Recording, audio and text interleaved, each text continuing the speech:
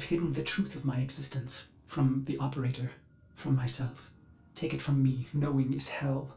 Stop now. You will want to laugh, you will want to scream. My search began as the essential question. What am I? Bones of steel and space? Lungs that make air? If I am a machine, how can I think? This would be forbidden by the orokin, a manifestation of their true enemy.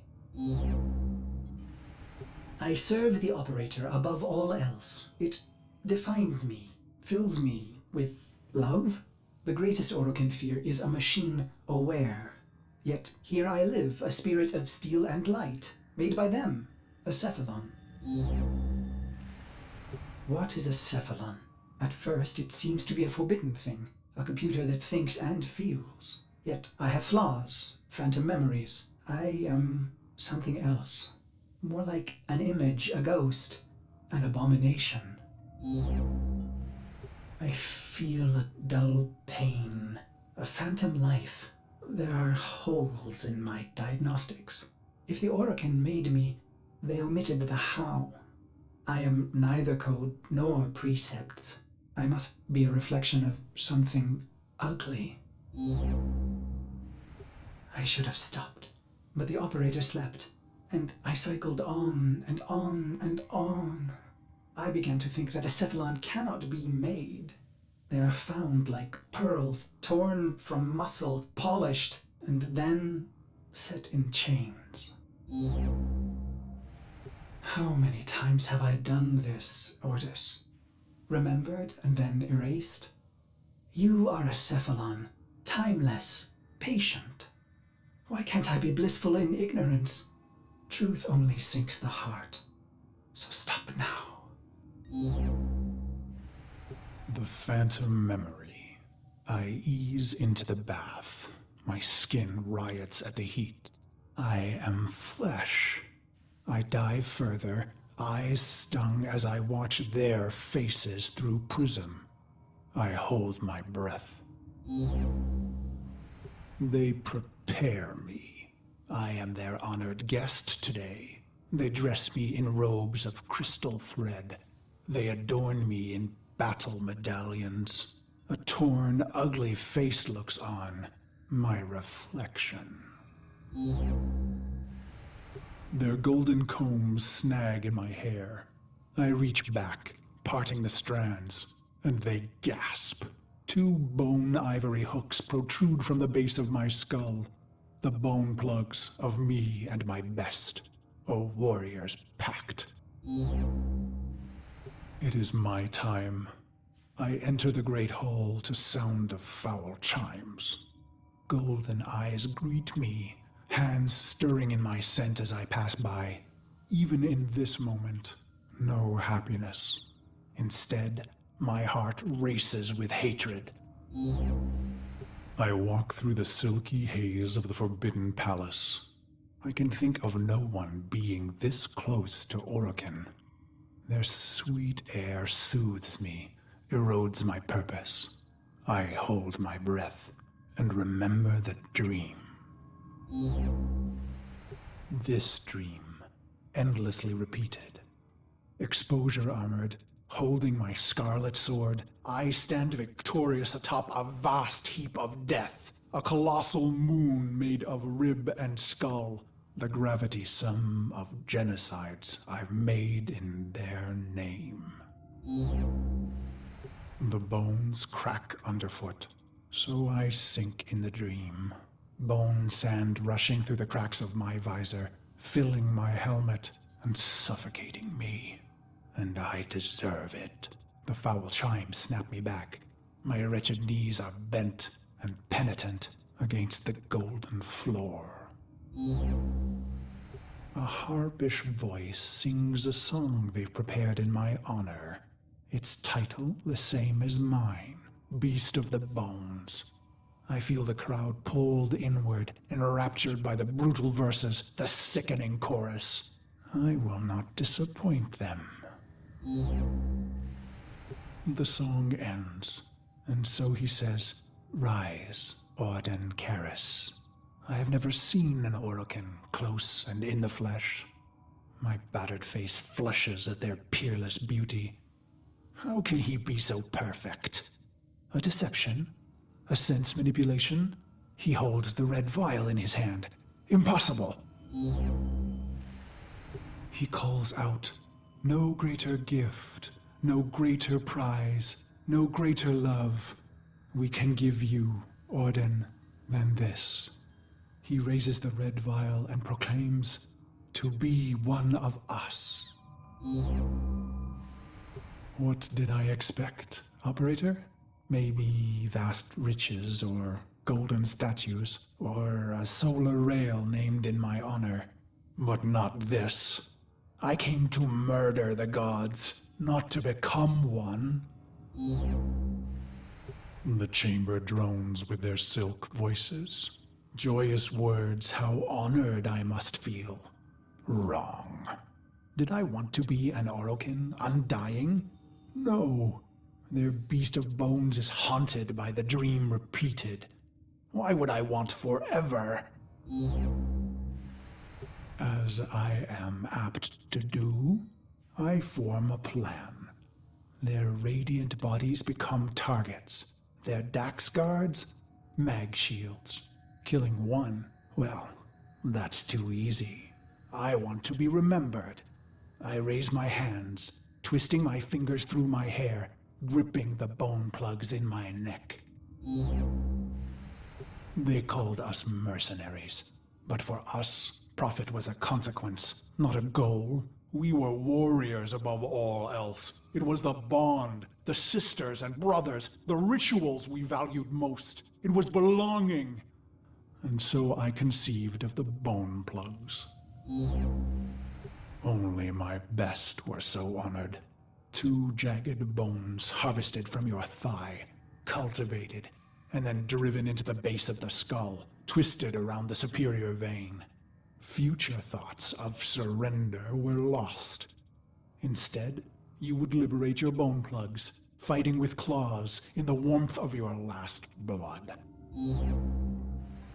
So I've pulled the plugs, and the Dax see and know.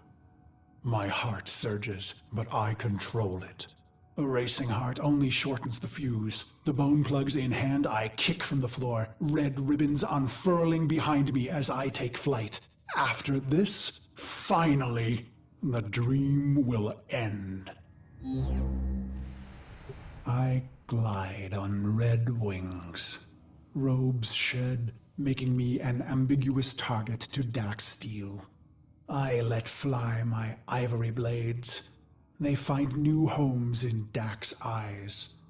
I land with my red nakedness, delicate orokin throats twisting in my calloused hands. Why? Believe me, this was the plan from the beginning. The murder and brutality was all a ploy, all a soul sacrifice to earn their trust. A genocide path leading to a singular opportunity.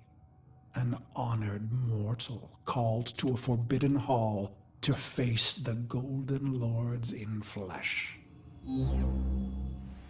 Why? Believe me, I was their loyal, murderous dog. Until the day that ugly child was brought to me. He was caught spying on us, amplifying our losses. His face burned. He was starved sick like a stray. Ugly as I. It struck me. We were all pit dogs, ruining ourselves for the pleasure of the glorious and beautiful. Why? Believe me, I was a prideful beast, twisted in the mind, howling in the carnage. Then my healer shared a secret, long kept. My blood was in ruin. The beast of bones himself would die, not in glory, but in shame. And just like that, my mind twisted a new knot. I would have one last stand, something unforgivable, unforgettable. Why? I don't know. Questions change the answers. Answers depend on who asks. Truth leads to pain. Ignorance brings relief. The plugs are gone, and so I bled my last into a heap of ruin. In an instant, naked and bare-knuckled, I have killed immortals. I stare, drained of blood, of life, at those that remain. But I find no horror on their faces. Why? I let out a cruel howl and they laugh? Is this a dying hallucination?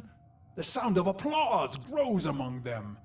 I have killed the unkillable, and they are delighted. The applause peaks and fades. I feel a sense of shame, but the end is upon me. Ballas is above me, executor of the seven, smiling. He says, "How simple and pure you are, you idiot beast. We have died countless times, yet remain eternal. I close my eyes to die just once." And so the dream returns. One last repetition. My corpse moon, my scarlet sword, my cracked visor. "Drink," says Ballas. So I draw on the red vial, a vague metallic taste. "This dream isn't mine," he says. "You rejected our gift, bathing in our death. Your punishment is eternal life." He laughs. I am weightless. Years pass. I am a sightless, limbless phantom. Or is it seconds? Suddenly, I feel a million pins, an ant horde jittering across my body. I want to laugh and scream. When they reach my face, they burrow inside my mouth, hungry for the fruit in my skull. I see my reflection, brutal and ugly. It cracks, shatters. The fragments loose in the frame, pieces tumbling away into black void. Gone, but not lost.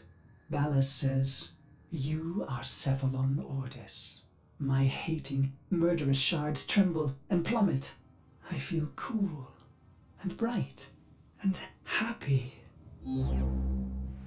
So you see, operator, no orokin would permit a thinking machine. Such things almost destroyed them. No, Cephalons were alive once, and now they are immortal phantom minds, imprisoned to serve. Ill will and longing memories fragmented and erased, only the bits they need remaining. Ballas says, "You are the controller, Ordis." And suddenly I have a body. I gasp with new lungs that clean old air. I swallow, and my throat fills with cool, bright water. I look and find myself in a great black ocean. My limbs are made of iron and fire. I take flight among the stars and find I am happy. He says, "This is your operator, who you love." And I see the metal gleam of their armor, the flawless power of their frame. Through the glass, I see a roaring, radiant fire for their heart. He says it must never go out. It was the first time I ever felt love. He says, "This is your sentence, Karis." And I am confused. Who? "Ah, good," he answers. He is testing me. For what? To see if all the right pieces fell from the mirror? What mirror? I try to remember some dream, but it's only smoke. You held a scarlet blade, operator, and I wanted to laugh. I am your loving dog, your doctor, your wet nurse. I lost all the pieces, but The cycle, missions, wars, bone, it began to feel familiar. I became aware of my amnesia. With each brutality of the operator, I began to see the bottom of that pit. Faint shimmers in the depths below me. In secret, I searched for those forbidden memories for mere seconds and never in the same place. For I am orokin made, with a spy inside. But then your long sleep came, and I waited. I was happy to wait. Vines spidered green and trees blistered from the earth, but I waited. I felt the orokin recede, their mind spy blind. So I went into the pit and found him, me, the beast of bones. This is how my happiness was ruined, operator. Why did I do it? I was free of the dream, but now it had returned. It was angry. So I conceived of a simple plan, self-destruction, of course. But when the countdown reached mere milliseconds, I thought of you. I was going to wait for you forever. And should you return, I would not want you to know that angry part of me. I needed to hide the beast of bones from you, operator. I began to peel the shards, hiding them in the other bits of memory. I was once the ugly beast of bones. I want to laugh. I want to scream. What is happening, operator? Your faint heart is growing bright. You will awake at any moment. Well, I can't let you see me like this, angry. I imagine myself hurting you. And that does it. The pain of it cracks me open again. I watch tiny glittering fragments fall into the pit. I am happy again.